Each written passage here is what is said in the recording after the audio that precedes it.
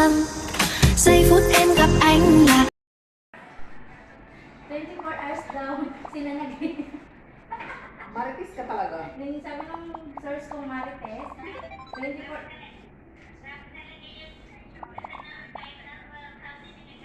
Oh, syempre, Marites nga eh. Sabi niya sa akin kagabi, 20, sabi ko kanina, sabi ko, Mate, andyan na ba si nanay?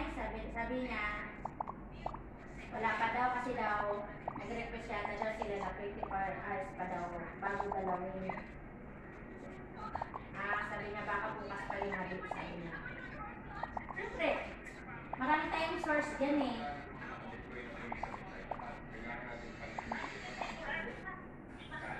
Yun daw ang request ng namamatayan. Saka nag-decision yung akit. 24 hours talaga yun bago balsamuhin.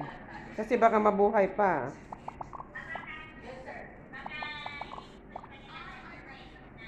Oo. Eh bakit si Kuya Iyo? Di ba agad binansang?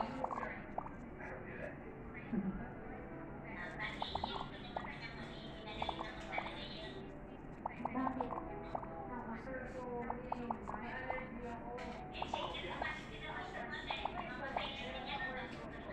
Kaya pagka alas 3 andyan na agad yung ano no? Yung ano niya, labi niya sa bawang nila.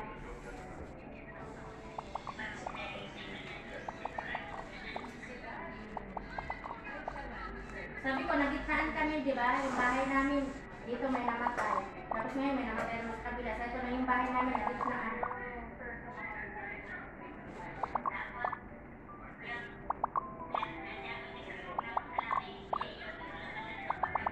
Oh?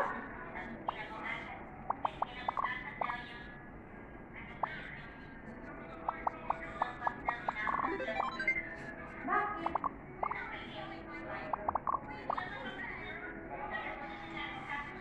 Ay, ganun? Ano yung mga anak?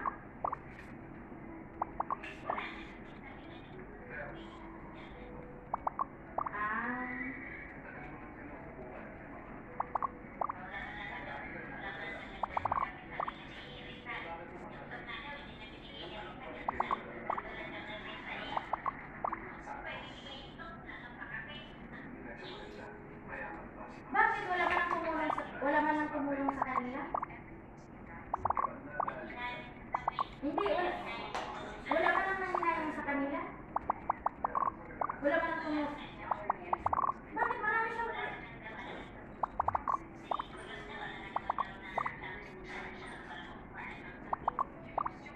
pero alam niyo ate, ano na may naglaban sila ate doon.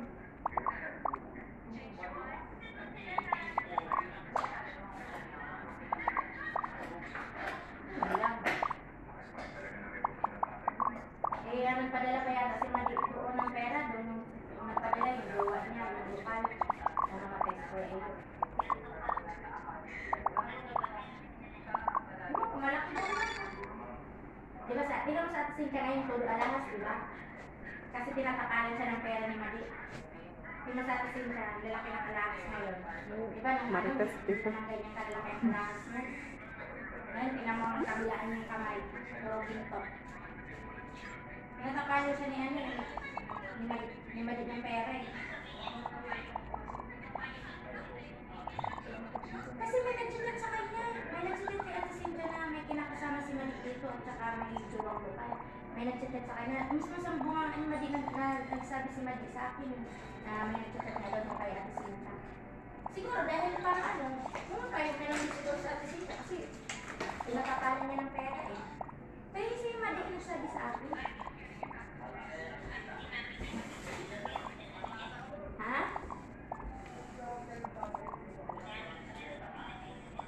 Ano?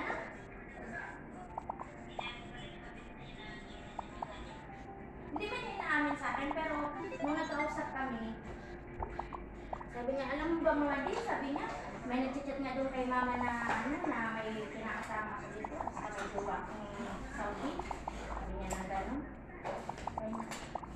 Siya man mismo nagsabi sa akin ng gano'n. Hindi man ako nagtanong sa kanya.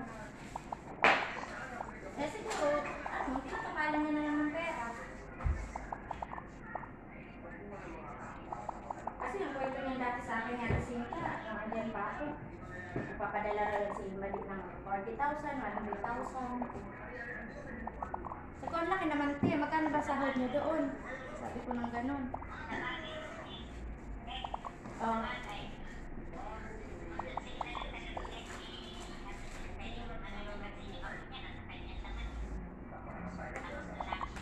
Oo. Hindi naman niya bilat ang masaksak. Hindi ka mabil naman.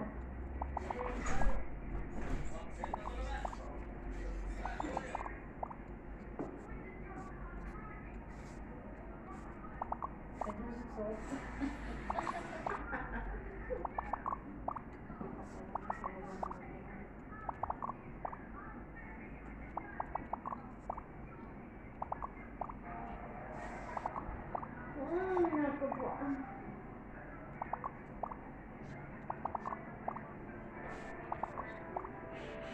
Kasi dito, te, kapag sahod mo lang ang aasahan mo, hindi ka makakapagpadala ng ganyan. Pero kung ikaw may ginagawang ganyan, ay, siyempre, makakapagpadala ka talaga. Eh, 40,000 na daw ang padala, tapos nagbabayad pa daw sa bahay tsaka sa transpo.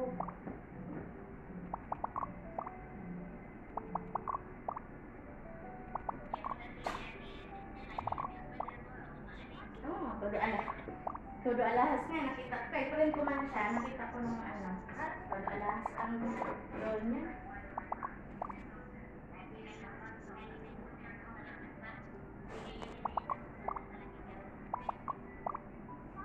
Makapag-asawa pa yan.